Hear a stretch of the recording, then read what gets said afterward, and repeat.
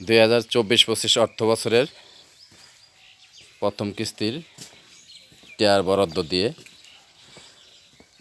বাহাদুরপুর বায়তুন্নুর জামে মসজিদ হতে নদীর পার অভিমুখ রাস্তাটি নির্মাণ করা হয়েছে একদম নতুন।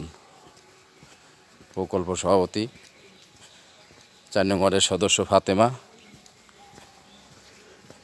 এটিকে সংরক্ষিত করে রাখার জন্য ভিডিও ধারণ করা হলো। এটা বায়তুন্নুর জামে মসজিদ, এটা প্রধান সড়ক।